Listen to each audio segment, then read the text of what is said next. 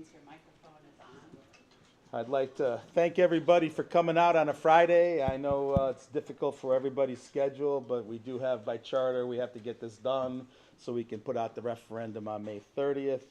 We'll get right into public comment. Andy, you were first on the list, sir. Several Andys. Oh, apologize. Good evening. Thank you all for being here on a Friday night. I know oftentimes we sometimes have disagreements in Brookfield, but your dedication cannot be questioned. Dear Board of Finance, I urge you to implement the will of the voters of Brookfield and reduce the proposed school budget in a meaningful way. Oh, I should introduce myself. Andrew Kame, 5 Fernbrook Drive. I urge you to implement the will of the voters of Brookfield and reduce the proposed school budget in a meaningful way. A brief look at the way can you hear me now? Okay, good. I guess I get to work for Verizon now. I urge you to implement the will of the voters of Brookfield and reduce the proposed school budget in a meaningful way. A brief look at the way the Brookfield school budgets are administered and the results taxpayers are getting show that much improvement is needed. Brookfield schools are rated only 6 out of 10, a failing grade on any test. The schools have plenty of funding but lack the ability to manage programs effectively. The recent scandal with the special needs program is an example. Instead of simply correcting the problem by replacing the program administrator, the superintendent needs a $100,000 study to tell him how to manage an existing program. With a $51 million budget and poor results, it's not money, but educational management competence that is lacking. The scandal regarding adult subject books, while a leaky roof goes unrepaired, is yet another example of incompetence. At the last selectmen's meeting, the Board of Education was asking for another $600,000 on top of their budget request. They pay $170,000 to a bookkeeper, have a hefty administrative staff, and still can't make an honest and accurate budget. Brookfield parents deserve better. Please consider the following cuts: defunding unarmed school security, a walkie-talkie or a cell phone, or a site counselor won't stop an armed transgender psycho or schizophrenic from murdering children. It's wasted money. An armed police officer and locked doors is what's needed. Consider reducing this Board of Education budget by 1% across the board. The Board of Education has the ability to allocate its own budget within its own budget. Brookfield is not getting fair value for its money and should pay less. Thank you very much. Thank you, sir.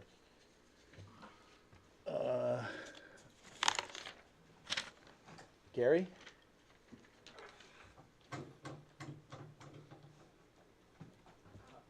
Hi, I'm Gary Luboyeski. I live on 8 Pleasant Rise. I've been here since '63, and I've seen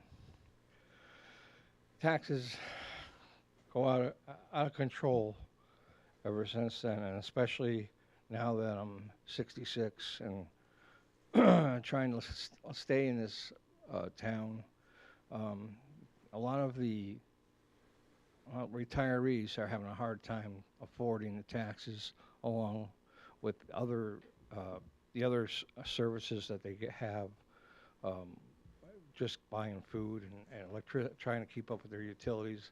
I would hope that you could consider reducing the budget, whether it be for here or over the school, because we're having a hard time even thinking of even staying here. And I like this town very much. I've lived here all my life, and I'm looking at moving out to areas where it's a lot more inexpensive. I'm just talking for the senior citizens, but I would hope that you'd all listen, and we're all on budgets as a senior citizen with our Social Security. Some have pensions, some don't, and I'm still working a third of my job full time here in Brookfield at Green Tree. And if I decide I just want to quit, then I have to move because I can no longer afford to live here. Anyway, thank you very much. Thank you, sir. Thank you very much. Andy? Andy Correa, 45 West Wisconsin Road. I sent an email that was quite detailed. So I want to talk about the school budget. This is the first time in 15 years I've ever voted against a budget, and honestly, I would have voted for a higher budget if it was, properly constructed, because there are areas that are lacking and are underfunded. I voted no because of the control aspect. the superintendent is not controlling, is not controlling his spending, is actually spending, I think, in sort of personal ways, in the way that he has, gone after a family to do a forced outsourcing, spending legal dollars to apply that to keep her quiet so she doesn't talk about the problems of kids getting hurt in the schools and the conditions in the schools, which really hurts his ability to go get another job, right? We know that the superintendent has been looking to leave Brookfield for quite some time. Dr. Ruby would tell anybody that would listen once she announced her departure, and that he's been peer reviewed by other boards of education, and they don't want him, right? And he's not going to get hired away. He's a problem. He's misspending. There's programs in the budget like the instructional coaches that are for his resume, right? They don't really impact us. We have failing issues in the high school that our high school principal can't control, consistency, and quality control. The board has been informed in that, and they haven't taken action as far as I can tell. So we've put forward in our email an option we would like. Apparently it has to be decided tonight, but an option we'd like the board to consider is to put it to the Board of Education that to reduce the budget by about 1%, 542,000, of which I've gone through the detail, contingent on the board not renewing Barill's contract. They have to decide whether they're going to extend it for the 23 to 24 school year by June 30th. If they could have, I know we have to make this decision tonight, I didn't realize that, but if they were to not extend his contract, it's the cheapest and easiest way to do so. He can't turn around and sue us. It can be like, it's not a fit, right? And ask them to fire their 2 lawyers, their general counsel and their sped counsel. They have acted in ways to help hide things. The sped counsel did the cheer investigation. It's awful. The sped counsel is the one that's going after this family. She's doing other things that this town should not support, even if it's legal, because it's unethical. And they won't do that. And they have the board. I wrote to the board and asked them to do it, and they won't. And also have the board cancel this agreement with this family. I know that there's an executive session on Monday. Hopefully they're smart enough to cancel it, rip it up, no strings attached, take care of the child. They shouldn't have to be pressured publicly to do so. Never should have happened.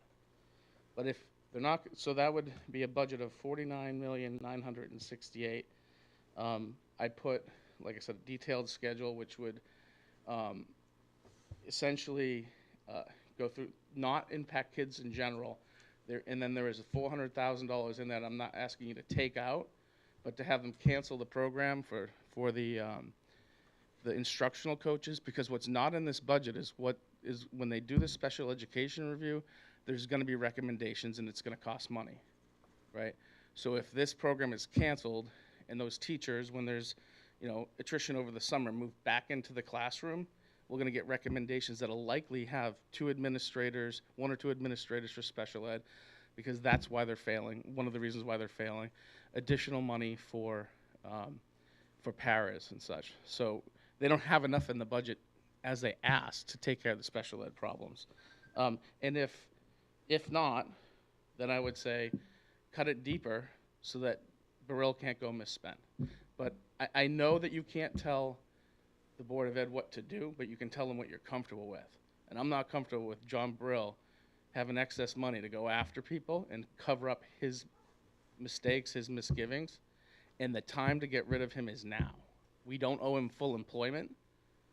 So, if not, then I'd suggest you lower the budget by 2%, $49,317,000. That's $650,000 reduction from what I said. John makes $250,000. They can decide whether he's worth $1 million to him. Because I don't think he is. Thank you. Okay, thank you. Deborah? Good evening. I had something planned, but by the show of people, I don't need to make my speech on what I was going to talk about. But Can you my state your name Deborah and- Kikis, 21 Meadowview Drive. Perfect. Thank My you. sentiments, I echo the same sentiments as the previous speakers before me tonight.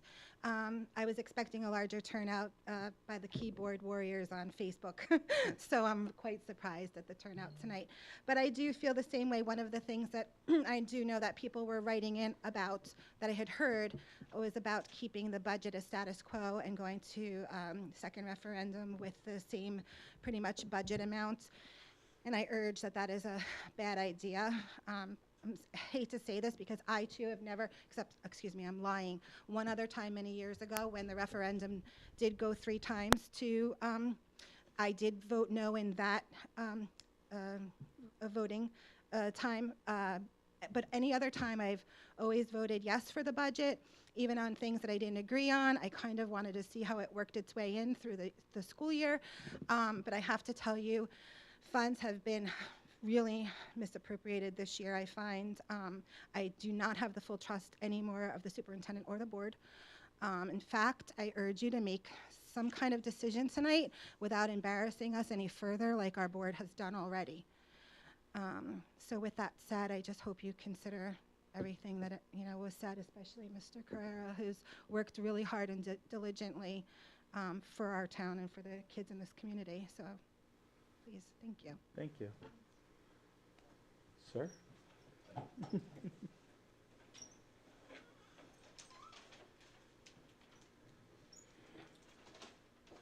Thank you, Mr. Chairman. Alan Donnelly, 119 Long Meadow Hill Road, Brookfield. Just a question, sir. The first time I saw or heard anything about the budget surplus was in the ballot box when it was there. So I looked at it, and I would like, if you could, Mr. Chairman, or the board, please explain in detail that $2.864827, call it $2.85 million surplus, and then your reasoning behind the allocation of it. I'm a small business owner. I'd look at it. I had a surplus. It's the people's money. I'm going to say put it in the total number just to bring it down. Maybe it'll bring it down 2.5%. But that was my question, sir. Thank you. Thank you. It's in the number, the surplus. We can utilize that. Right? I don't know the 2.84 million, what that number is. Question 5. Oh, that's the capital, yeah. So what we've had in this year, and maybe I'm misunderstanding it, and I'll answer the question, it's out of character for public comment. And I think that this is such an important meeting to have that we're gonna maybe break a few rules and get yelled at, but we need to have. If there's no other public comments, we want to move it into new business and then All right, stay in we'll public answer at the end, so we stay what in line, but I think it's important that we do try to help out in Yeah, this situation. Thank you, Mr. Chairman. No, thank you, and it's Glenn, by the way. Chairman Glenn. Thank you. Thank you. All right, let's move on here. Anybody else for public comment? All right. Appreciate everything y'all said. There's a lot to go through. There's a lot to be heard. We do understand, and I hope you all do understand, that we really can't control the Board of Ed. We really, and I appreciate everything you said, but we've elected those 7 people to handle that, and we try to, as Andy said, try to steer it a little bit and guide, but we don't tell them, and that's their purview, and that's what really they do. What I want to walk you through is there's a lot of thoughts about this budget, and I'm going to just walk us through a few things, and then we're going to have open discussions here as a board on how to proceed. So bear with it. It's going to go fairly fast. Let's see. Do you want to start with an explanation about answering his question? No, let's go into this, and then how do I get this to go? Slideshow. Yeah. Right here.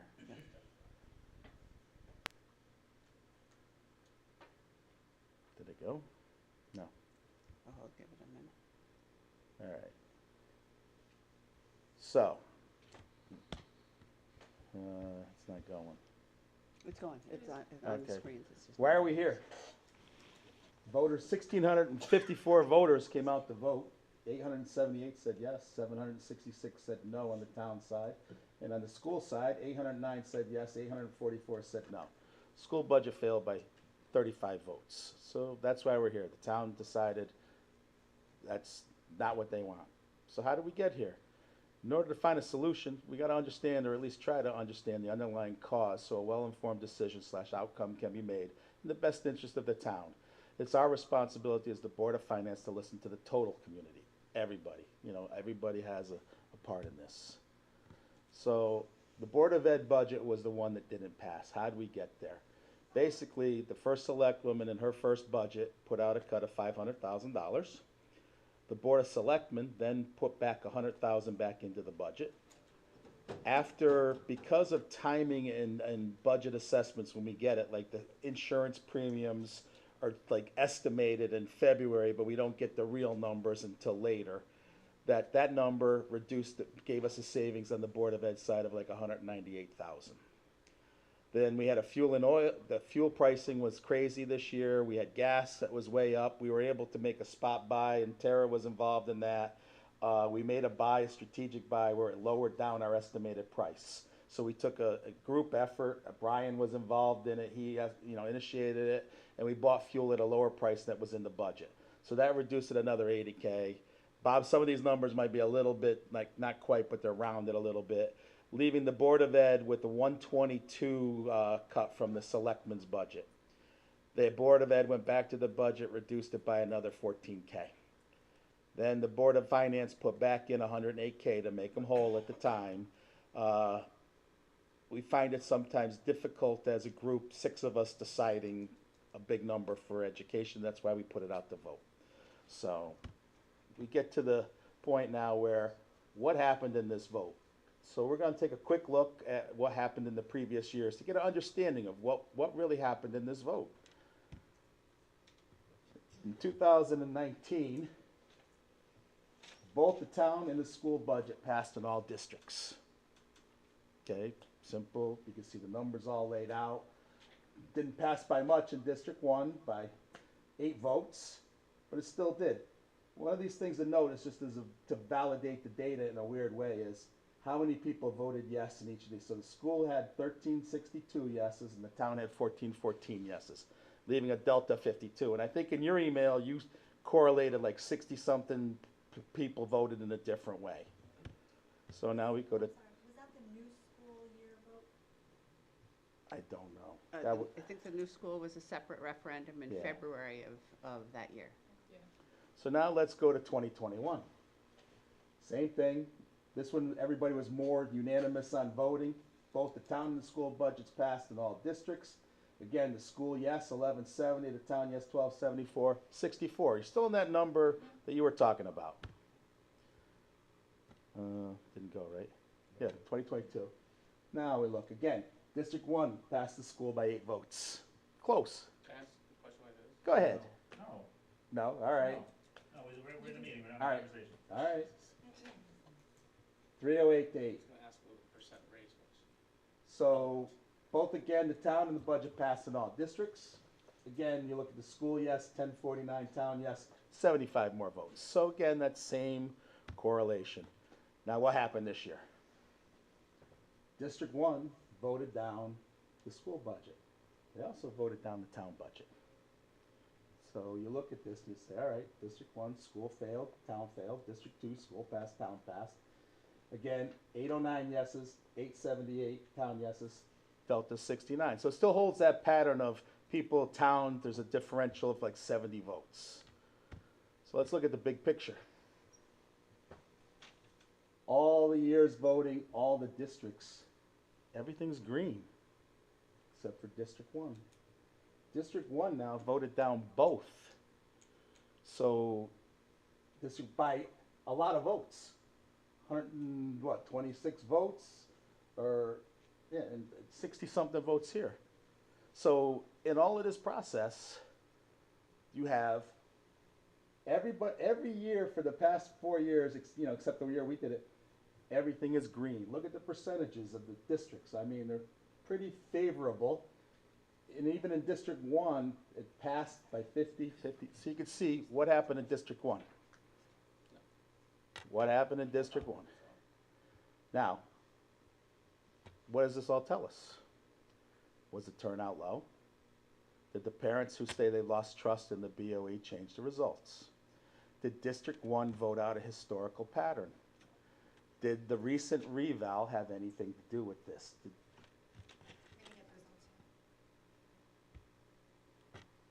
District 1, the town went through a reval. The average increase of the properties in the reval was 17%. The average increase in the Candlewood Lake area was 37% on their reval. We looked at one house, their taxes went from $15,000 a year to $22,000. That increase, this is the first time these homeowners got a tax bill with the new reval. They opened up their tax bill. It's the first time they've seen that increase. They knew it was going to increase, but in their minds, maybe not as much as they thought. So when they got this 37% and a thing, District 1, again, when we go back, and I don't know how to go back on this. Go ahead. Look at prior years. They were 50-50. They were. Look at the other districts prior years, going year to year. When, I'm not gonna. I'm just saying. All green. District 1 here. So let's go back one. So how do we make this right to meet all of the voters' needs? How do we look at this? We've had, and who kept track of the letters today, by the way? Eileen? as of 3:30, it was, we had, what, 31 letters? I think it was 23. 23.7, and then it was 4 and 4. Okay, so 27 people wrote to say leave the budget as previously presented, and 11 requested cuts? Correct. So 27 and 11. So now we're in a position again of how do we figure this out for the town within one meeting of how do we go forward. We've heard, again, the trials and the tribulations with the Board of Ed.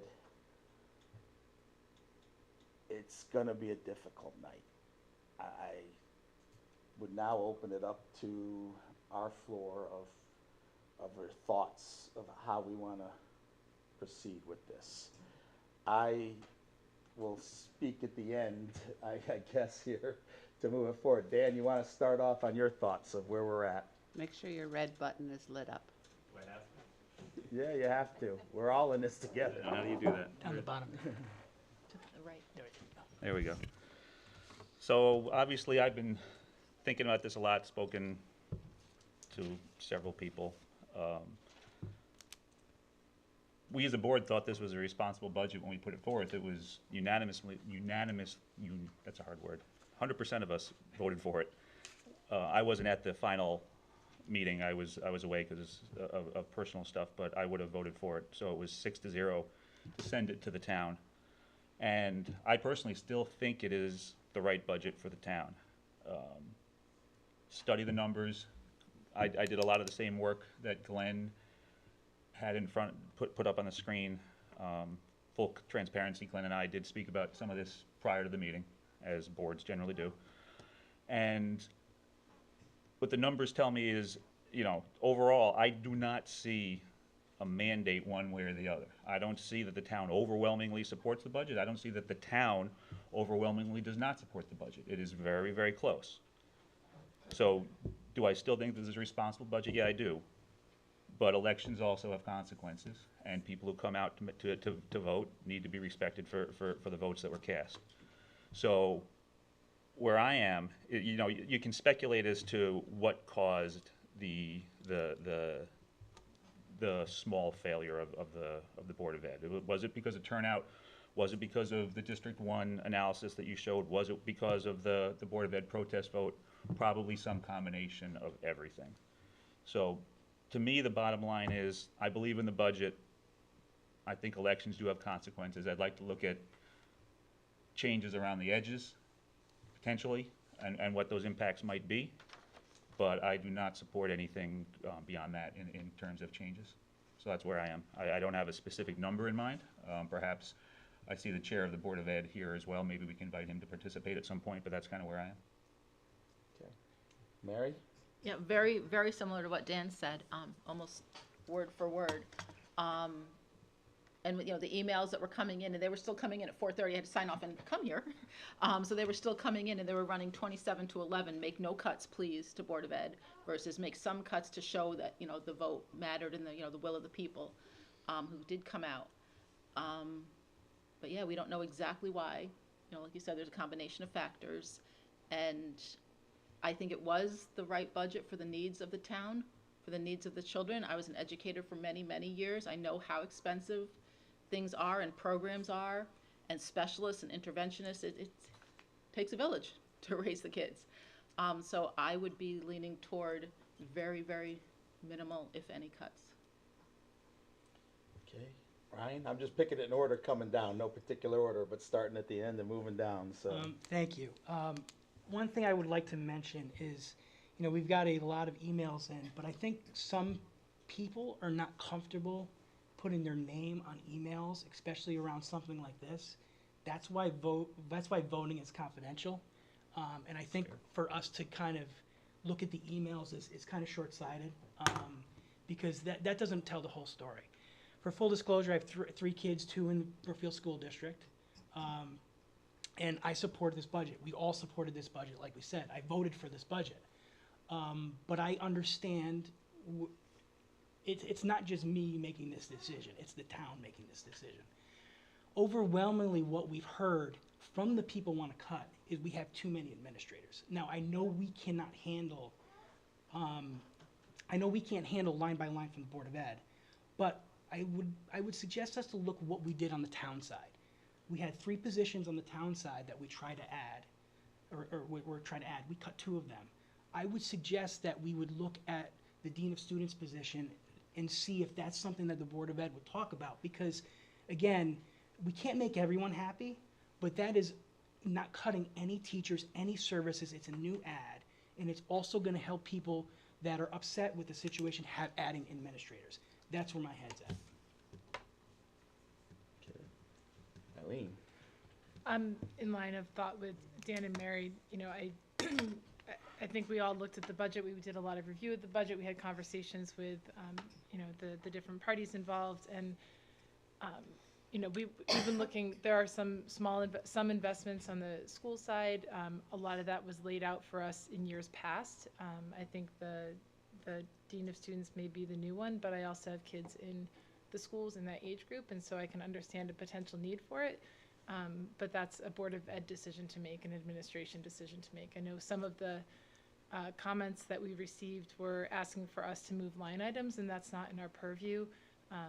That's up to the Board of Ed to do. So ultimately, we provide a bottom line, but I think that we did provide a budget to the voters that meets the needs of the town as best that we could. And that's where I really struggle with where do we make adjustments and, can we make as minimal as possible? Why do we even have a vote at all then? Just make a budget? Well, we can't. Excuse me. We gotta, no, just. We're not following the democracy here, just not. I am also, I thought we put forth a very good budget at first. I really do. I really thought that it met the needs. If you look at, and I get the details that were sent out. If you look at this pie graph and what was presented to us in the emails, and we can't have conversation back and forth, what was presented in the email, it's gonna take a full-scale change. It's gonna take a full-scale change. As a group, this group has never managed from chaos, and we're in the 11th hour. Chaos is not gonna solve anything for us right now as a town. Changes, you are being heard. You have made a group effort to be heard, and you are heard. It's out there. People are talking about this. But in order to implement it, and I have this argument with Tara all the time, she can only cut so many paper clips unless we go to a point of we got to do full-scale changes. The blue, the emails that we got did outline staff changes. It did outline curriculum changes. It outlined big changes. But to implement that, we really got to take time and get it right. You can't jump into a fire. That's planning. This board is planned through a lot of things. Planning is everything, in my opinion. I am also, again, we were unanimous on the vote. I am a person of democracy and process. The budget failed. It failed. The school side failed. The low vote, I will give you some numbers here before the meeting came out. In the year of the macro burst, when the roads were closed, we had 2,400 voters come out during the year of the macro burst. That was even when polls were shut down for a few hours. In 2019, we had 2,400 voters come out. In 2021, we had 812 voters come out. In 2022, we had 1,785 voters come out. And on this vote, we had 1,654. People didn't come out and vote. But the people who did come out and vote, in my opinion only, I mean, again, this is a board, the budget got voted down. In my opinion, process says you can't do a do-over on a vote. So that's just my opinion. No, Please. I agree. I mean, I mean, in my opinion. Yeah, I mean, the year of the macro burst, we had a natural disaster that prevented people from getting to the polls, but this was, people didn't show up, and yeah. Now, in my thought process, again, my thought process, board, please, is if I were doing things, I might do them different than what the Board of Ed is doing it and what Tara's doing it. Obviously, we've had disagreements on things, but that's not my job. That's Tara's job on her side, and it's the Board of Ed's job.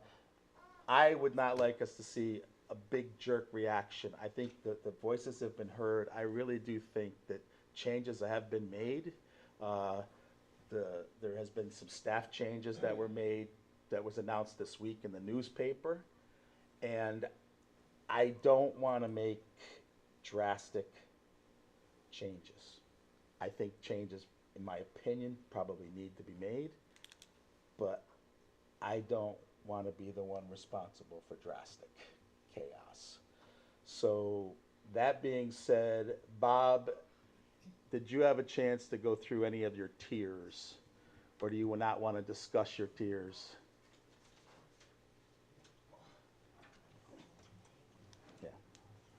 So we're going to bring Bob Belden to the stand. Stand or the table, either way, I guess. Chief, or the Consider you Chairman of stand. the Board of Education. Okay. Stand. So, hello again. How are you guys? So, I've got lots of things to talk about, and if you'll bear with me, I'll flesh out some things. In particular, I want to talk about administrators because I think that's an important part of the discussion. So, but let me just start about process first.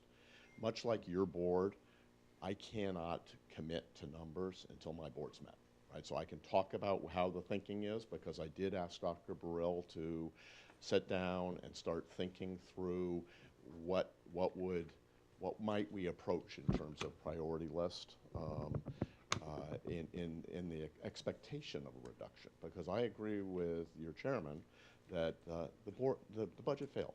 You need to do something. You can't just take it back for a revote. So I asked him to think through what would it be if it was 100,000 or 200,000 or 300,000.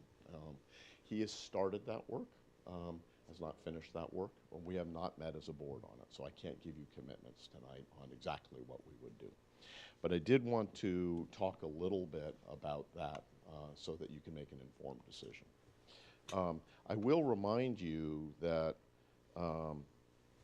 the budget that you're measuring is almost $300,000 less than we submitted in January. Mr. Rooney, you walked through verbally the process that you went through.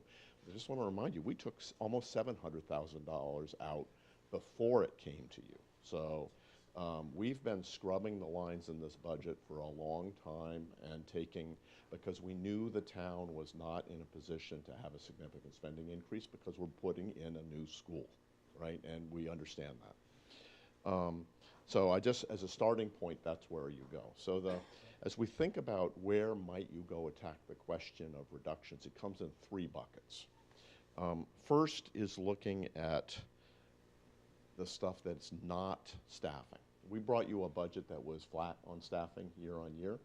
And there was no new investments in staffing net. I'll talk about the one new position in a moment. So we went to, so the first place you would go to look is all those lines such as professional development. Maybe if you cut, we would do a little less professional development. It would cut me to the quick to do that, but that's a place you would look. Instructional supplies. There's required instructional supplies, and then there, you know, we might have to trim the edges of that. If you remember, that was one of the line items we cut, you know, when you asked us to do some reductions in the normal budget review. We'd have to go back to that well. Textbooks. We have a big rollout of math textbooks in this coming year that we have approved at our last meeting. Maybe we don't roll it out in as many grades, right? We were doing a half and half, and maybe we do a third and 2/3, right? Type of program. So that would be an opportunity. We have some new software and that we're bringing in terms of updating some of our software to more modern versions. Maybe we put that off. And extended duty, which is the curriculum writing in the summer. First thing we do at the beginning of the fiscal year is we have teachers who are coming in and helping us with curriculum. As much as I'd say you might consider not doing as much, you might not do as much. Those are categories that you, with all the scrubbing we've already done, it would be, I don't have numbers tied to those. I really don't, because they've just met with the teachers, principals this morning and asked them to go through an evaluation of those. The first reaction was, we've already cut that 3 times, right, for next year's budget. Please don't cut them again. So you'll get small amounts out of that, is my guess, as we continue to scrub. The second category would be staffing related. That we have to think about.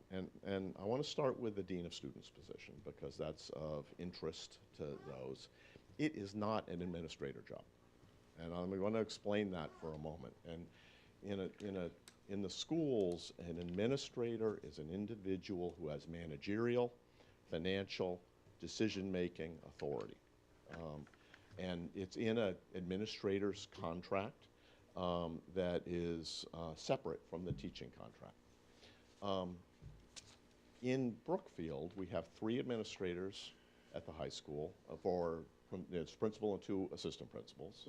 There's curriculum leaders on the side, which you deal with separately. There are currently 3 administrators at the middle school. That's a principal and 2 assistant principals.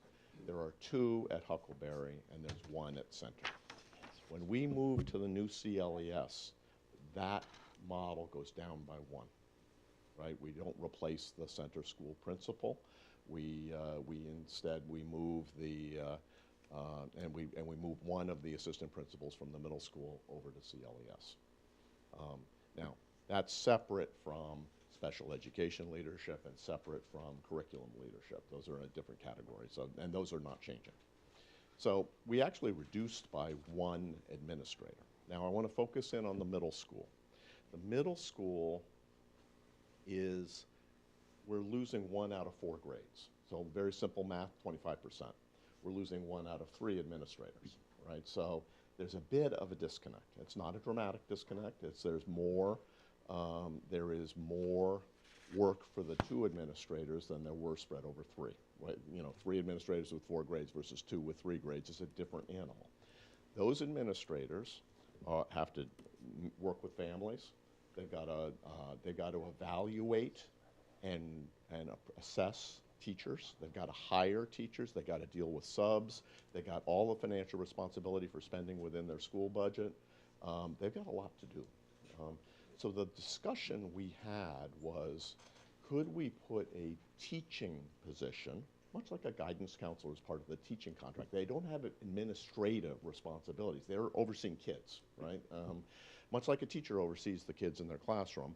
This is for discipline issues and the broadness of dealing with children in a school at a very challenging age. As those of you who've had middle schoolers know that the hormones are running and the kids are growing up and testing their limits. So the discussion we had was to take a less expensive position out of the teacher's contract. It's like $90,000 versus $140,000 for an administrator, and use it to supplement so that we can keep some amount of order and control in the middle school. That's the background. And we traded it off. We funded it because we would have one less Spanish teacher and we would have this administrator. It was not a net added position. It was just a trade-off of one teaching role versus a different teacher contract role. Now, that said, it wasn't a unanimous vote when we did it at the Board of Ed. It was a split vote amongst us. So it is number one on the list for discussion when we go back together. It's only about $90,000. So that, I just will tell you right now, that is, it's heard, it's understood, it's number one on the list. So, and we will be dealing with that at an upcoming meeting once we understand what the budget is when it passes. So does that answer your question? It does, thank you. We're going to shorten, we've already done this actually, we're shortening the director of instruction position from 12 months to 11 months. That saves a little bit of money, so $13,000. So that's just one that you sometimes in a school world you can say I'm the full-time all year long, and sometimes I say I'm going to shorten it to a 10-month or 11-month type of position. So we've already made the decision to shorten that one. That was in the numbers already, or that's No, new? that's new. That's a net save. That's net. That's committable. Gotcha. Okay. Once you go past that, the next thing that would be in the discussion for the administration would be one elementary level classroom teacher position. It presses your, no, we have one grade, and I can't remember exactly what grade it is. We are in the middle to the bottom part of the range that we established for class size at 20, and the range goes from 19 to 22, and it would move it to 22. So it actually stays in the range, but at the top end of the range. So we could, and that's given some of the enrollment dynamics that we've been observing. So that would be the next discussion point. Do we do that? It's another 90,000. Is that position hired? Or is that open? Well, Glenn, I'll tell you, we try never to lay people off or hire people ahead of our budget. So in this case, it was just a movement of a teacher from one grade to another, right? So in the plan. So if you remember Dr. Burrell's presentation, he had two slots where he moved a teacher from like a kindergarten to a third and the like, and I don't remember them. I could pull them out of my presentation, which I have in the back, but there were two of those, and he would just not do that. We've had 3 known departures at this point that would give us some room to maneuver in this range, right? You have to look at exactly what classes they're teaching, but you have to do some shuffling, but you could do it without laying people off and still manage both of these positions if we had to. Would that be, I'm sorry to interrupt, but would that potentially, though, if you took that out of this year's budget, be a temporary decrease, and if there was a high enrollment year, you'd have to kind of double down and add that and then another one? Exactly what you would have to do. Okay. So we look at the enrollment every year. Yeah. And with the thought that you want to stay within the classroom guidelines, yep. Right? That's always been our goal. And it's hard in the middle school sometimes because you have the blocks, but at the elementary school, we have 10 physical classrooms per grade, and we are using 8 or 9 of them right now. The reason we built 10 when we built the school, you may remember this discussion, was a brand new school is going to attract young families. So you don't want to be you didn't ever want it to be in a position where the day you open the school, you're already out of room. So we have physical room to maneuver, and we have, most grades are 8 sections until the middle school, and then it's in the blocks. And then at the high school, it's into the different departments and how that works. So those are the discussion points, right? And there will be a debate, I will be frank. There are people who feel strongly that you would lose control of a middle school if you don't have that third person, albeit a teacher in this case, as a dean of students, because the kids could run you over, right? And that's a real worry. On the other hand, there were those on our board who said, let's try it with 2. Right, and see what we can do. It's a small school. We'll have the model for the next year would be still 3 administrators at the high school, 2 at Wisconsin, plus a dean of students who's a teaching position, and 3 at the new CLES, and no center school. So we're down 1 to start with, but we were going to supplement with this teaching position. So would the dean, I'm sure that you told us in the past, would the dean have teaching-ish responsibilities too, whether it's just helping out in classrooms, or is that full, I don't know what it would entail. It's hard to answer that until we get it settled. What many times you find a dean of students would do would be run some sections of like learning, study skills, or things that would help kids. And that are kind of outside the normal subject areas. Mm-hmm. But I think we hadn't decided on that until we saw how it settled, right? Because it would be a new structure, right? With only 3 classes, no portables. The middle school changes, and we have to get our way through it. So will tell you, those are the debates we have to have, right? On that. There's a third category I got to walk you through. Has the board considered, because obviously with center school this year, we effectively borrowed a, not an administrator, but a district leader to come over to be. It was an administrator. It was an administrator. So we left the position. You're absolutely right. We left it's called the director of instruction position. They're the ones who lead curriculum writing and curriculum management, so that we have up-to-date curriculum. There's a lot of pressure on curriculum these days. We borrowed that and put her in center school, and she goes back to the director of instruction position next year. Has there been any discussion if, God forbid, couldn't fill the dean of students, moving someone of that stature into that role? Because it sounds like there's a need at Wisconsin. It seems like some folks think there's both of them are needed, to tell you the truth. So that's a good discussion. I think that would be a fair discussion to see if we want to rebalance that. Maybe there's a 50-50 or something. The dilemma you have, quite frankly, is we are rolling out a new elementary math program from K through 5 that is with new curricular materials, and there's a lot of professional development and stuff like that. I heard somebody comment about instructional coaches. Instructional coaches are curriculum people who also help the teachers. It's a terminology we've never increased the number of, I think we had 1 person increase over the last couple of years, but we retitled all the curriculum deployment people as coaches. It's not like it's a new thought. It's just been, they're the ones who focus on it. And this person leads that effort, right? We also have the state of Connecticut is pushing on revamping reading curriculum to what they call the science of reading across all districts. They tried to force us to do it this year, and we told them we just couldn't.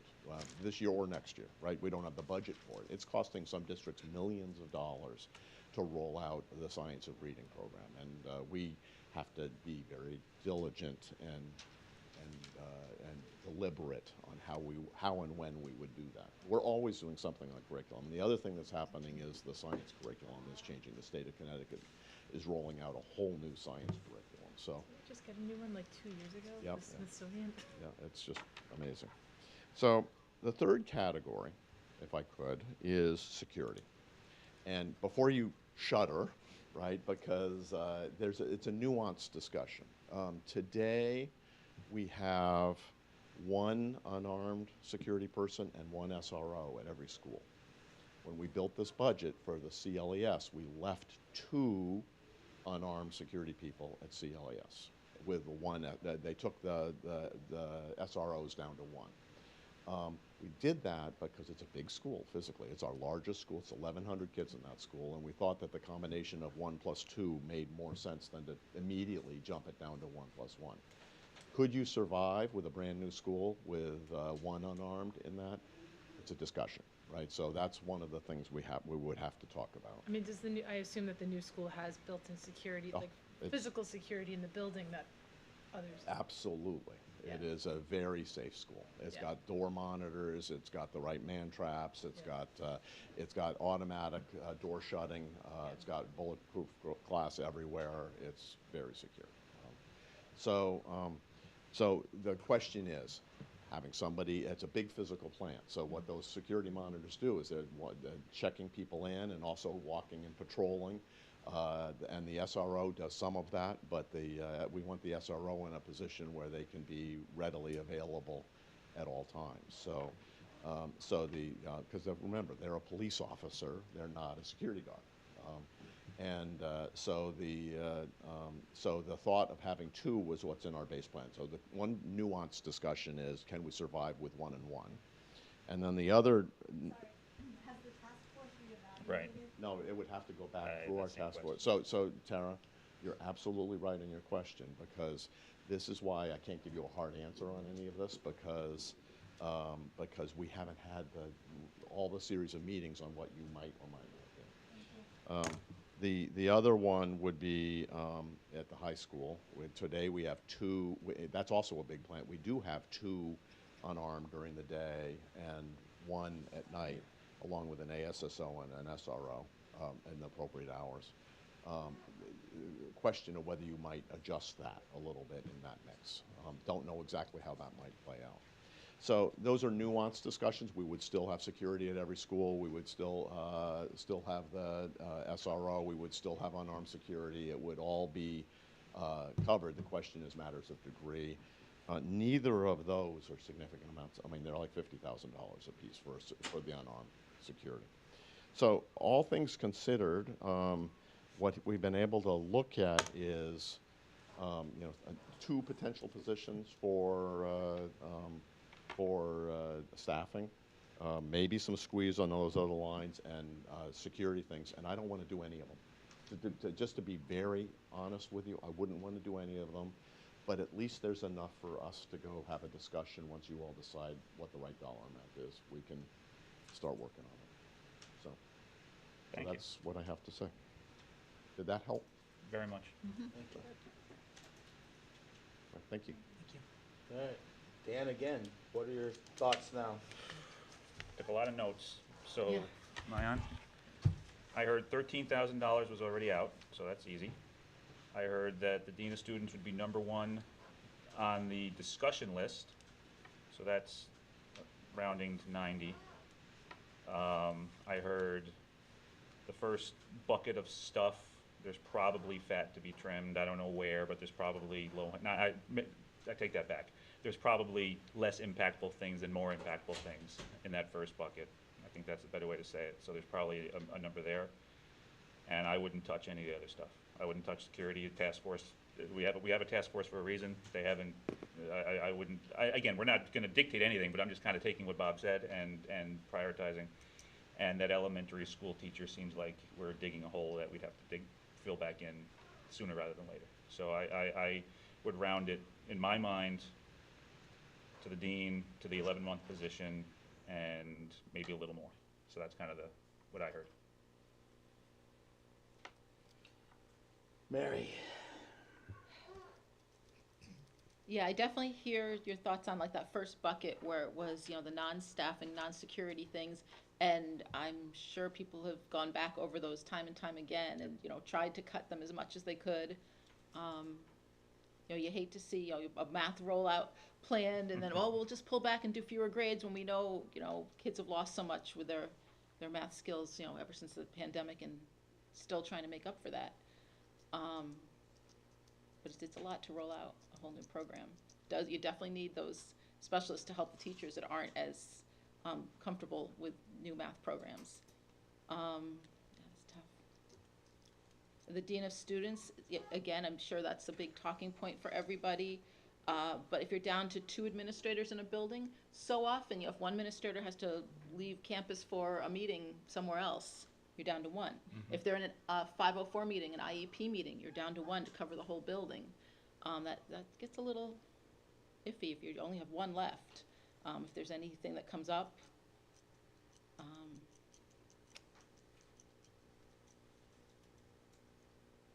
Take your time. It's difficult, I get it. Yeah. Take your time. You want us to move on? We'll move on. We can move on. Yeah, that's why. This is that's my partial thoughts. So yeah. my partial thoughts is, wow, this is all hard, and we knew that would be. Ryan? Can I ask Bob a question really quick? Sure. We know that finance director is leaving on the school side. Is there savings baked into this budget, or is there actual extra savings that we should anticipate by replacing the finance director? The new finance director is coming in slightly lower. Some of it was earmarked already. For example, we're having Ken stay over a little bit of time to make sure that the new director will have a little bit of a crossover. And so that was budgeted in. There might be 5, 10, 15,000 in that range that is left. And quite frankly, we've got some of our board members would earmark that for a very specific purpose, and so that's why it wasn't on the list. So, and also salary related. So. Thank you. By the way, good question. Yeah, you know, I think to reiterate what I mentioned before, I mean, you know, we all thought this was a really good budget. We hear the town, we hear the tax rate, we know, you know, inflation is something that's hitting all of us. We can't vote at the pumps. We can't vote, you know, we can't say we don't want to pay our oil bill, but people can vote, you know, at the polls. I think we've got to be cognizant of that. However, we also don't want to be cutting teachers. We don't want to be cutting security.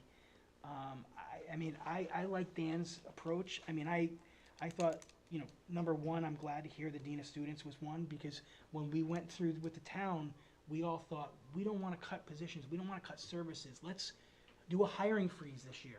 We're in a tough situation. And I think this is helpful. Now, I know the board hasn't agreed to that, but I think those numbers between, you know, the bucket of 1, the Dean of Students, maybe the 5 to 15 we talked about, it's probably where I would go and put it back to the voters. And then, you know, if the voters say no, then there's another discussion to have. And to reiterate Glenn's point, we can't control the Board of Ed. If people in town have a problem with the Board of Ed, go vote in November. That's what needs to happen. It's not going to be controlled by the Board of Finance funding the Board of Ed. Thank you. Eileen? Yeah, I mean, kind of in line with what we've all just said, but I mean, I think the supplies issues is something that we really need to leave alone. You know, with the overspend on this side that we knew we built contingency for, they've already looked at items that could be paused or are non-essential, and you know, taking those out this year is just kicking the can down the road, which is what has been done in the past that never really works out in our favor. So definitely want to avoid that. I mean, again, I can see the usefulness of a Dean of Students, you know, but I think again, the budget was voted down, and so I think we need to make adjustments to it. I think, you know, what has already been said would be about as far as I'd be able to consider. Tara, would you like an opportunity to speak? I would. I guess my first remark would be thank you all. Sorry, can you catch on a microphone? So, thank you, Glenn, Bob, and all of your boards. Y'all have a huge task in front of you, and it is not an easy one. Obviously, I felt from the very get-go several months ago that the budget should be reduced. To Gary, and I'm sorry, I forgot your last name, sir. Yes. To Gary's comments earlier, our town, our fine town, is comprised of much more than just parents of school-age children. We have an entire community that does not have children in the schools, and people are struggling. We have a huge economic crisis in front of us. Everything is more expensive. I've been staring at these numbers now for how long, and I'm just thinking how much more expensive these things are now than they were 2-3 years ago. But this is not Mohegan Sun. This is not house money to play around with. This is our money. This is taxpayer money. And I would caution against rolling the dice, because you'd be taking a risk. And without substantial cuts, we're not moving the needle at all. So it all will fall back on the taxpayer. And majority rules, the town has spoken. People are not happy with where we are. I'd be curious to see the numbers. What does it look like? What's the percent increase? What does the mill rate look like if if you, hopefully not me, if it comes to that, I would be fine with making that decision. You know, what is the difference if you trimmed it 200 versus 500 versus whatever 2% ends up being? Have you done that analysis? I'm just curious. No. Maybe I've done the sliding scale. I've looked at numbers. My personal opinion, this is Glenn Rooney's opinion, not the Board of Finance opinion, is I get nervous when we make big cuts without real thought planning. I really do. I get nervous of jumping and not understanding the full impacts of cuts. Really breaking it down, and to be bluntly honest, District 1's votes voted down the town and the school. So District 1 was the one that really guided this vote. District 1, with everything else going on, District 1 said, I can't pay any more taxes, and I'm very aware of that. But I don't like to make, as in our business worlds, I don't like to make decisions. I think we're all on notice. I think you've seen more, and well, this vote opened your eyes, and yes, you had a vision that seemed to be that this might happen. I think the parents and the groups have brought a lot of awakening to all of us. I think we have to watch, again, more controls over things. I think that's been brought awareness to us. But I really don't like making substantial cuts in the 11th hour, just like you didn't want to sign the police contract, and I'm not picking the tower in the 11th hour because you were like, I don't know what follows it. I don't know what's behind this. I think we all got to be aware of what's happening here, and the people have spoken. But I don't think in the 11th hour of this budget, we're going to get the fruit of a cut to get to the point of we really got to hit the books next year. We really got to get this in line. Also, in my opinion, we have an election, as Ryan's saying, that's going to come up, which could mean, and I'm just going to say it, but it's not meant in anything bad. There could be a whole new first selectman. There could be a whole new board of selectmen. There's going to be 4 new positions on the Board of Ed, I believe. There's going to be 2 new positions on the Board of Finance. So there's a lot of change that could happen in this next election. If we make these cuts, drastic cuts, do we handcuff the way going forward? I think in even some of the letters it was strictly stated that people didn't vote no necessarily because of the money, they voted no because of the management of the money and their opinion on some of the letters we've received. I'm not saying that's the whole town and everything else, but on some of the letters received, it was we would pay more even if we thought the funds were being managed properly. We are going into an election. We are going into changes possibly. If the changes aren't made by the people electing, like if the electors don't make changes on the boards and don't make changes in the first electman, I do think we're all on notice as a group of we got to tighten the belts totally. But I don't like to do it in the 11th hour. I don't like to do it.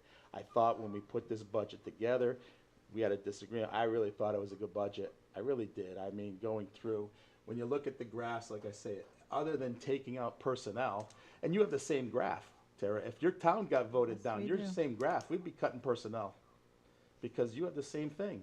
I mean, maybe not quite as much on the salary side. I think you're a little bit less, but you have more town operations, which costs money.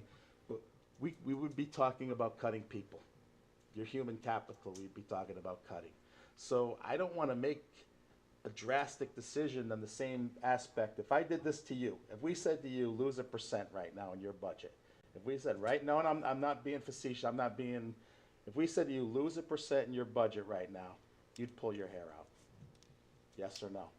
Seriously. I'd want to know what that number is. So it'd be $200,000. 270,000. Yeah, where would you find? That's what I'm saying. At 2%, you'd have to find $500,000.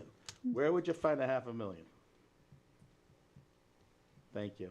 You're not To answer your specific question about the numbers, every $100,000 cut is about 0.1 to 0.15% in the mill rate. So in terms of kind of value for the money, I believe that for a 0.1% decrease in the mill rate, what we'd be chopping off is worth more than what we'd be saving in that mill rate. I can't count other people's money, I get that, people are every penny some for some, but Here's the- that's kind of the every $100,000 would take it from like 3.9 to 3.8. Here's the numbers, Dan, just the quick Yep. numbers. If you're looking at roughly what we've been talking about, if you're looking at a 0.25% reducing, it's 126,276, which would bring the mill rate down to 3.79. Yep. If you're looking at a 0.5%, instead of the 0.25%, it would bring the mill rate down to 3.63. Yep. So those are the ranges. If you get more than that, it's starting to get to the point of, again,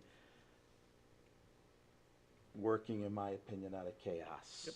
Now, I'm gonna make a motion, I'm sorry. What was the dollar amount on the 0.5%? Would be 250 or something like that. 250,000 roughly would be the rough number for a 0.5%. 0.5% of the Board of Ed budget? Of the Board of Ed budget only, Tara. We're not talking town, we're not we're not doing that.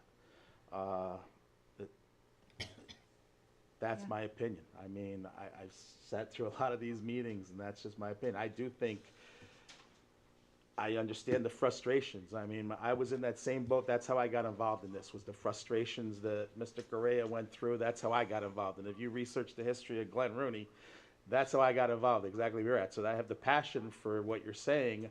I just don't know how to implement the changes without drastic and without chaos. We're on notice. You've actually, the parents have gone through the processes of starting with the Board of Ed, doing a superintendent, reaching out to the first select woman, reaching out to the board. You're heard.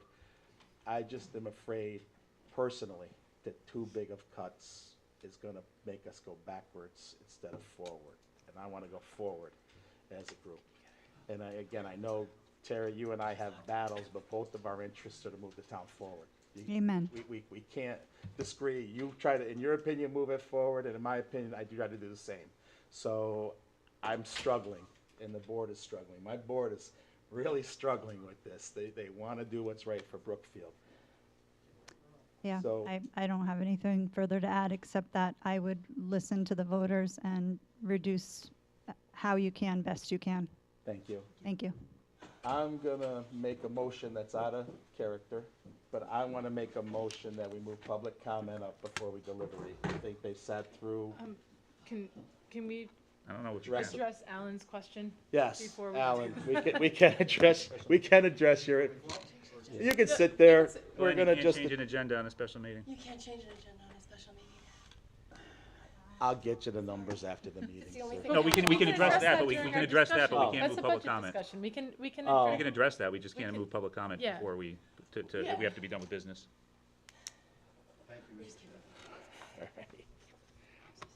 Can you just want to go through the explanation of the Yeah, surplus? go ahead. Oh, look at that. Can we do it? Yeah, please do.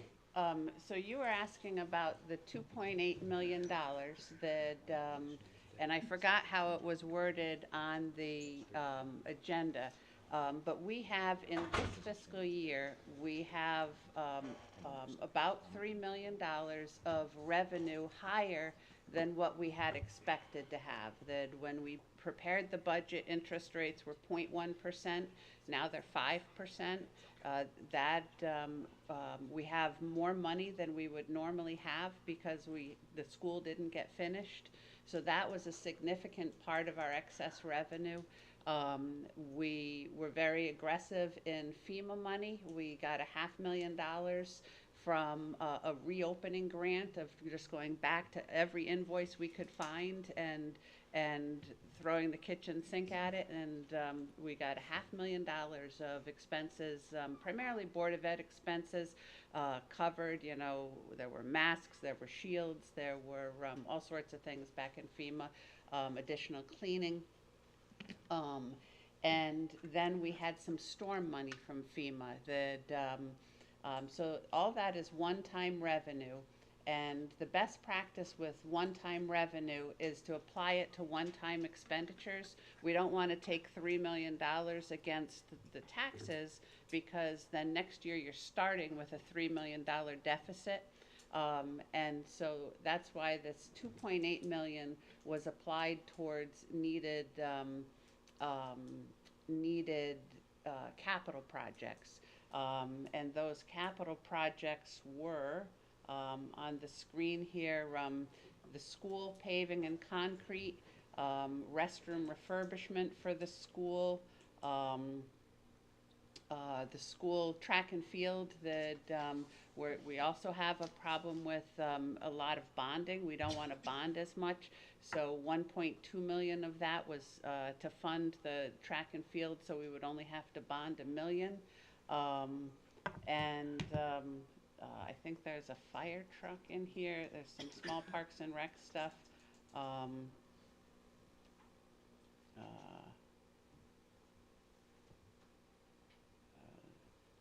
There is there a fire truck this year?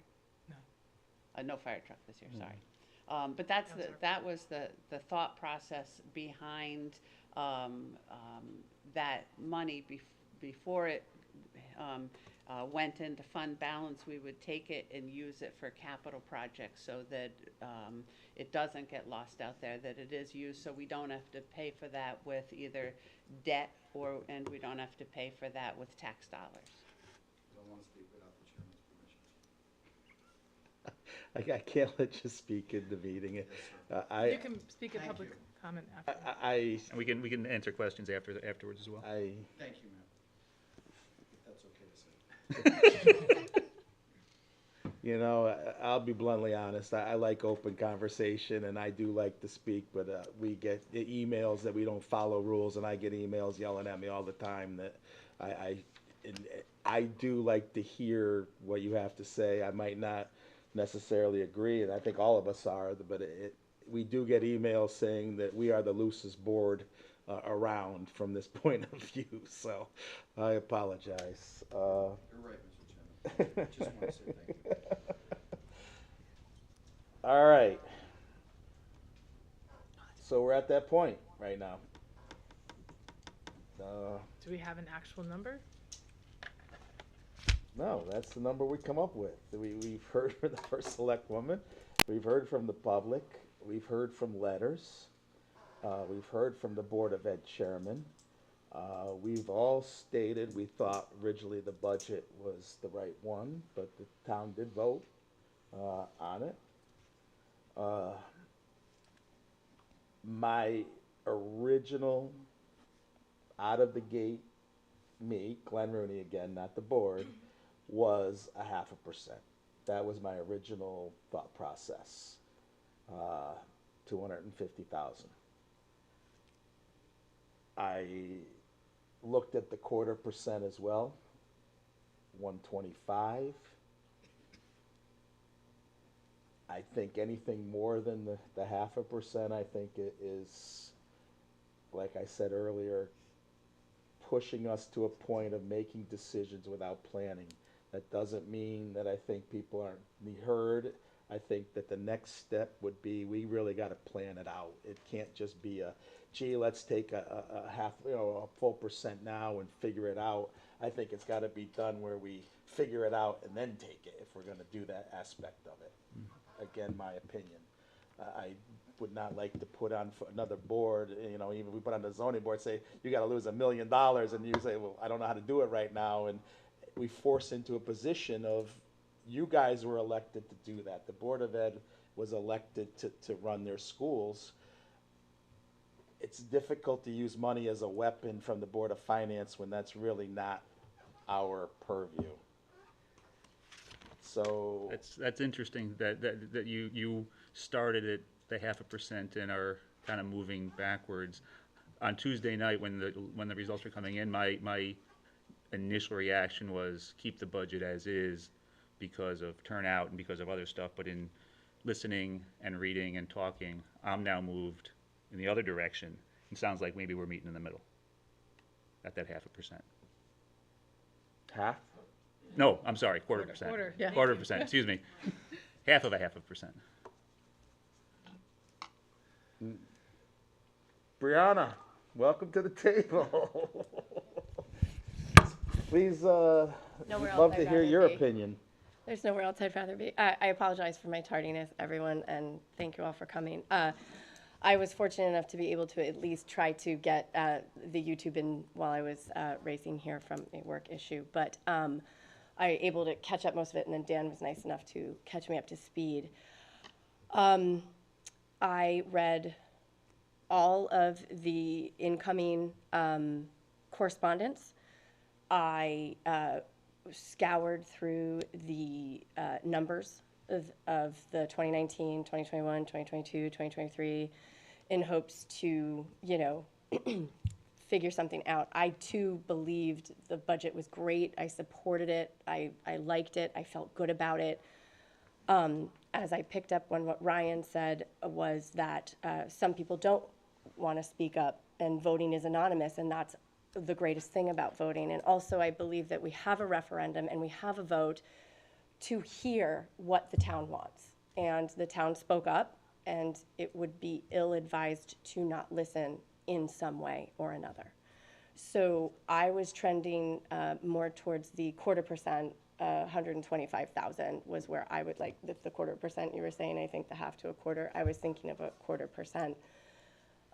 Because of some of the things that Bob had stated and other people had emailed in, I felt that it was fair. I don't want to see anything suffer. I don't want to see kids suffer. I don't want to see things get worse.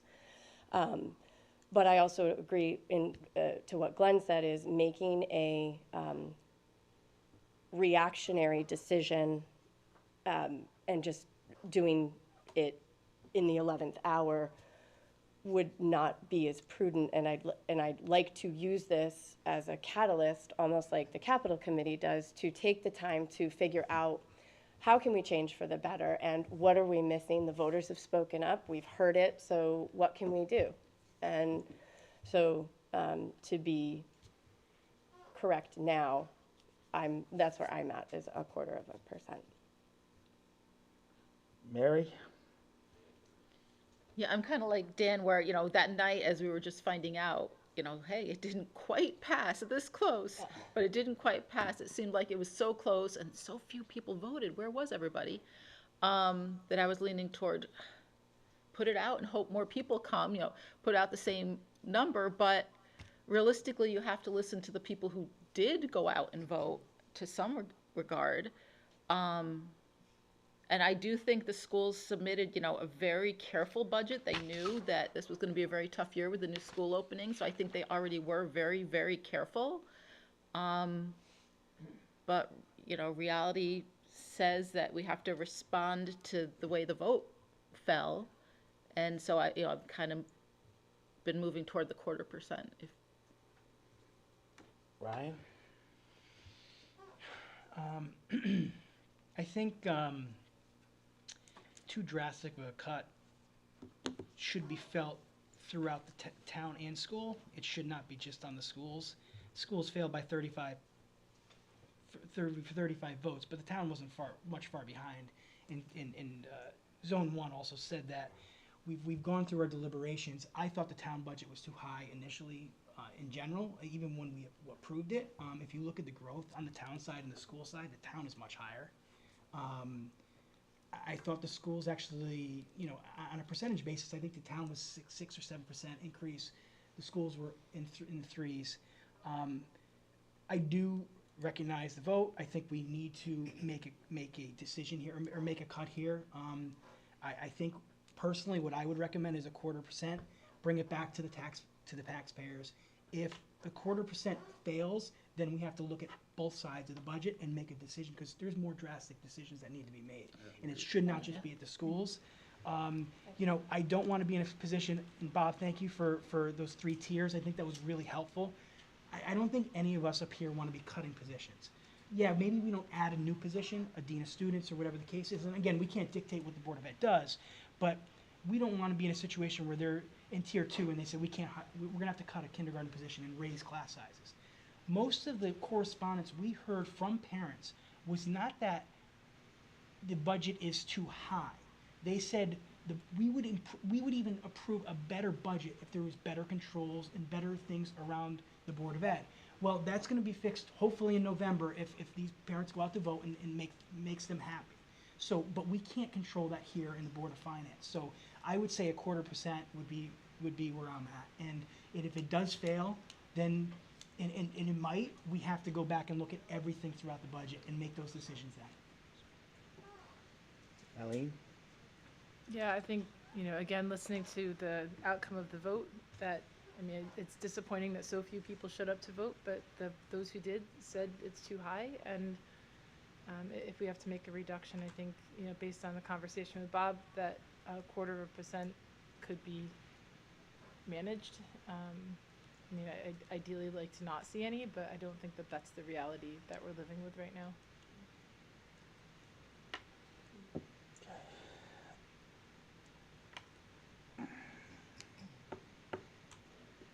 Me personally, I still was at the 1/2%.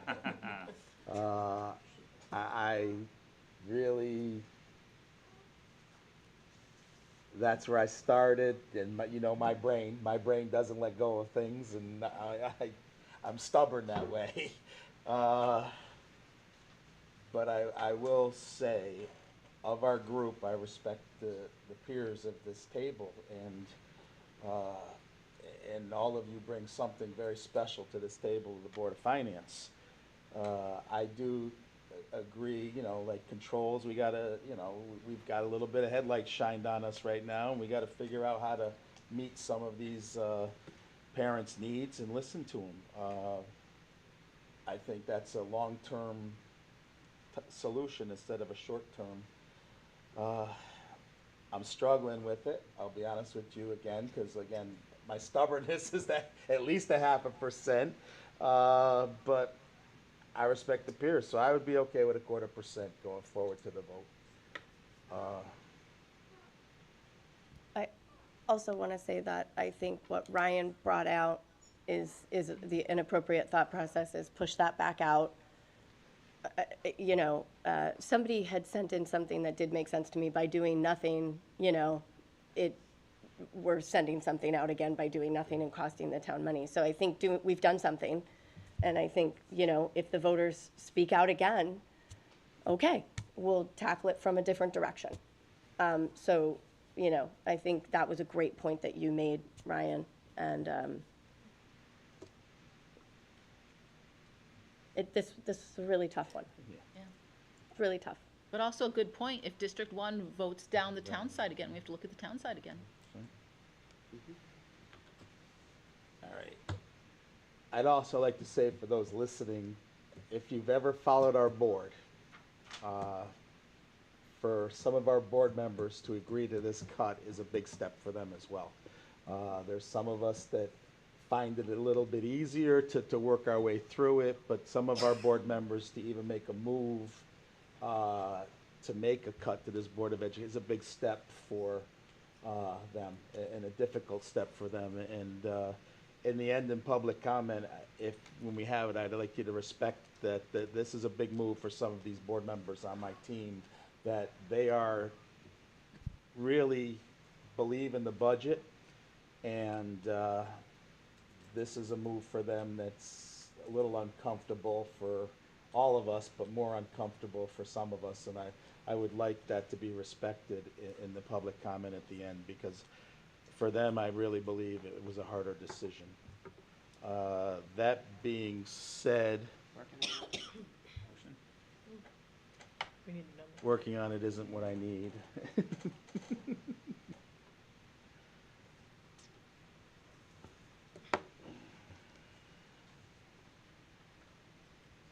Nice. Excuse us for a few minutes here, please.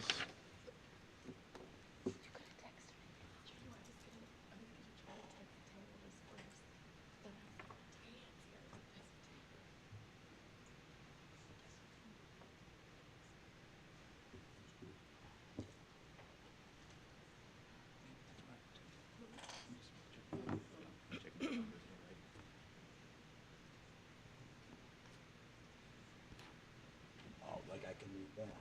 All right, I would like to make a motion that we approve and recommend town meeting referendum following, or approve for referendum the following town operating budget would remain the same at 21,938,307. The school operations would be reduced by 0.25% to 50,384,287. Debt service would remain the same at 7,703,957. Capital projects at 2.287218 for a total of $82,313,769. As outlined at the start of the operating budget being submitted to the town clerk, this budget represents an increase of 3.79 over the mill rate over the prior fiscal year and anticipates the mill rate of 26.86 for the fiscal year 2023-2024. Do I have a second? I'll second. Any more discussion on this? All those in favor? Aye. Motion passes to go before the town. 6-0. 6-0. When can we answer Mr. Donnelly? Oh, Are you gonna allow me? Who's keeper of Robert's rules? it's the- Did you want to? I'm answering Mr. Conley right now, and you guys can fire me.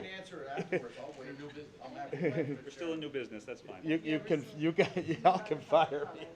I'm gonna, Are we done with new business? Are we public comment? we're gonna do public comment, but I just wanna answer Mr. Conley, and everybody can fire me if they wanna fire me right now.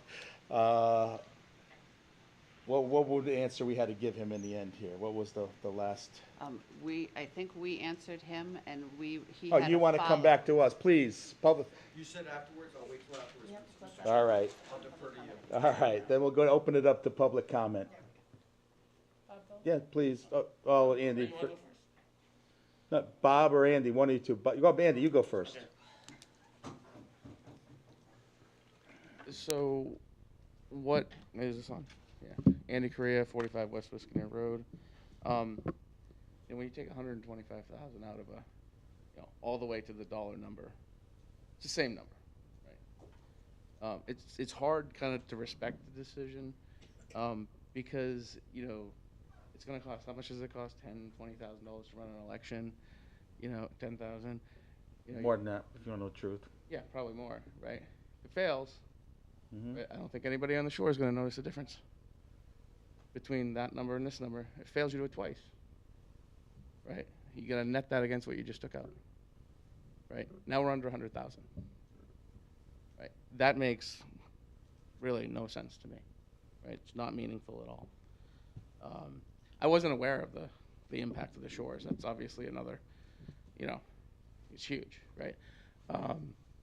But, and I should have mentioned in my first public comment, there's been a lot of people talking about voting no for the first time. It wasn't 35 people. It was, 809 people that came out and voted no, right? In some of the discussions here, I could back up. I've heard a lot of people say they're voting no for the first time, and a lot of it was, the concerns with Burrell and whether they trusted him with money, and it wasn't based on the special ed. It was just over time, right? That is a problem, and the Board of Ed hasn't addressed stuff that has come to them, and has clamped down on public comment and a bunch of things, right? So I don't think they're going to address it. It will take to November, but like I said in my letter, if they have to vote to renew his contract, if they do, it takes a year to get him out, right? I mean, how long does this stuff to take? And then you got to get 3 of them are coming back. You got to elect 4 people to get rid of him. You can't just elect 1 that will or 2 that will, right? How long are we going to be stuck with him, right? I do think you could have taken drastic action and made it hard. There was no discussion about this, the instructional coaches. There was no discussion about his legal budget. He doubled the legal budget since he came here. The problem is he's going after people to save his own butt, okay? I don't think what you did was meaningful here. I think it's wasting time, it's wasting money, it's wasting the will. And to hear that you can't,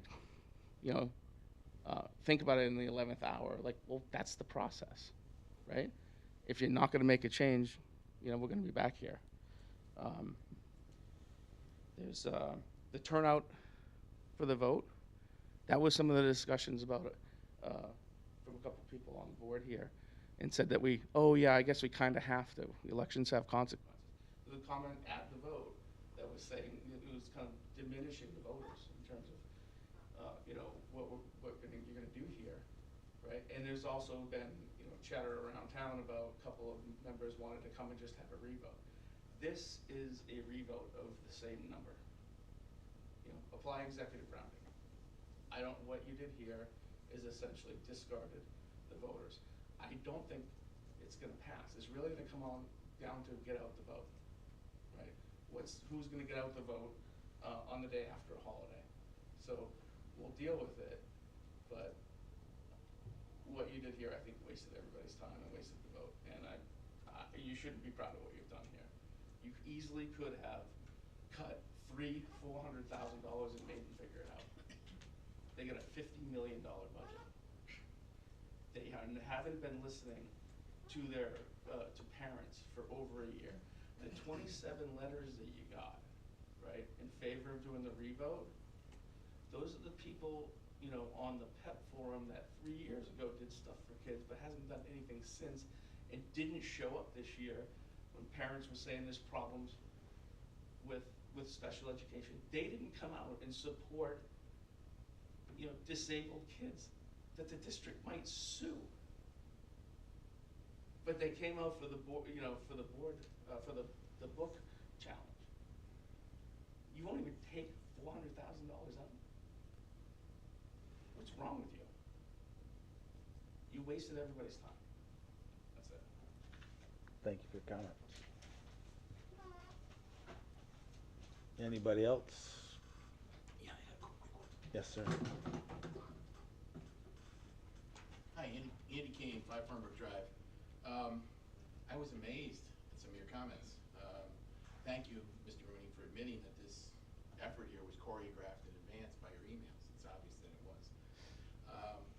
It's also, I think, a shame that Mr. Belden would threaten textbooks and reducing teachers and this type of thing. That's the classic punitive approach. For Ms. Capiello to talk about reducing the town budget if this doesn't pass. The town budget passed. There was no issue with that. I think also you might want to actually read your mission statement.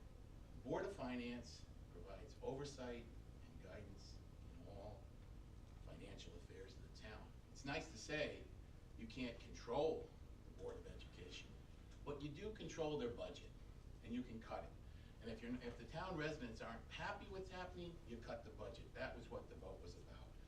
It's nice to say that you're upset about big cuts, but you're not upset about big tax increases in Candlewood Shores, are you? A lot of change in the next election? That's nice. This isn't about the next election. This was about the vote that the taxpayers of Brookfield voted the budget down, and they were expecting meaningful cuts on your behalf. They were expecting leadership. Tonight, we saw a group of people come by and say, well, I don't want to make any changes, and I don't think about cuts, and I don't want to do my job. So I agree with the folks who have said things before. It's nice to say that you have a passion for change, that you don't like to cut people, you don't like to do this, but unfortunately, that's your job.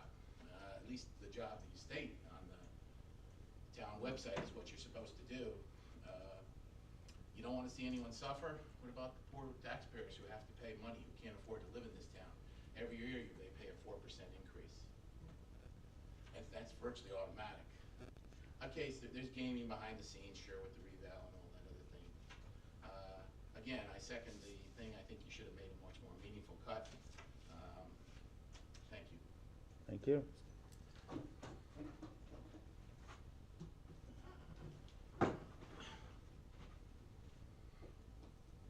Alan Donnelly, 119 Longmeadow Hill Road. It'll be quick.